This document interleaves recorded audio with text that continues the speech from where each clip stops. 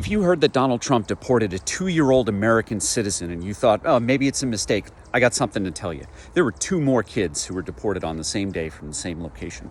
That's 3 American citizens who were deported without any meaningful due process. Well, and a point of clarification, you don't deport your own citizens, you traffic them. But wait, it gets worse.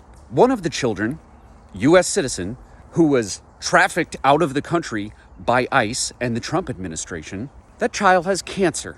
And that child was deported without any medication, without any way to get treatment, and without any way to contact their doctor. Folks, the cruelty is the point. But it's not just children, U.S. citizens, Americans, who the Trump administration is deporting. They're also targeting military families. This weekend, the wife of an active duty United States Coast Guard member who was checking into a new base because they got on-post housing in Key West, Florida. This member of the U.S. Coast Guard, as he's checking in, his wife was detained and taken by ICE for deportation. Now, it's important to note, yes, this person did have an expired work visa. And if your visa expires and then you get married to an American citizen, you still have a problem.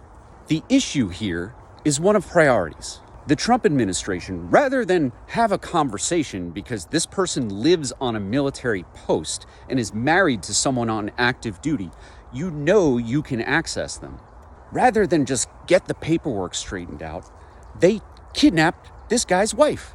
Now, the Trump administration keeps talking about how they're going to bring lethality back to the force and that they're really focused on readiness. Do you really think that this member of the United States Coast Guard is going to be combat ready when his wife has been kidnapped by ICE and is getting deported? Do you think that this member of the United States Coast Guard who is on active duty is going to be prioritizing his military service? Or because he's a human being, do you think that his number one priority is going to be getting his wife back? And now, what if they do deport her? Do you really think that this man is going to be able to continue to serve his country that just kidnapped and banned his wife from the country? Some problems can be solved with a conversation. But again, the cruelty is the point. So look, if you want to stand up with the military and veterans community and for military families, my friends and I are organizing a massive protest in Washington, D.C. on June 6th. I know that feels like a real far way out from now, but the reason that we're telling you about it now and the reason that we're planning so far ahead is we want to give you time to make plans to get to Washington, D.C. for June 6th.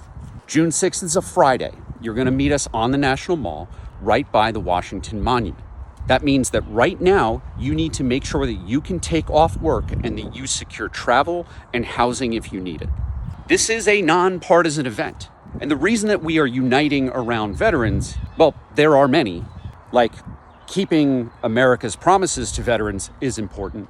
But the veterans community represents all of the diversity of the United States. Immigrants, undocumented people, people of color, members of the LGBTQ community, people from every state, city, and town around the country. People from all different kind of economic backgrounds. People of all different faiths. People with all different levels of education.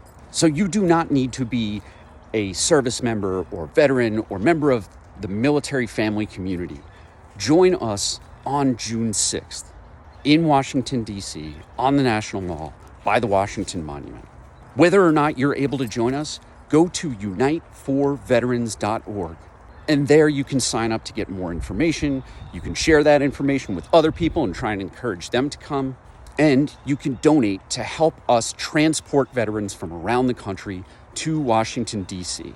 We are also going to have veterans meeting with members of Congress that week to tell them how to stand up for our communities. Again, the military, veterans, and military family community are the most representative of America across every type of person in the United States. So when we unite for veterans, we unite for America. Join us.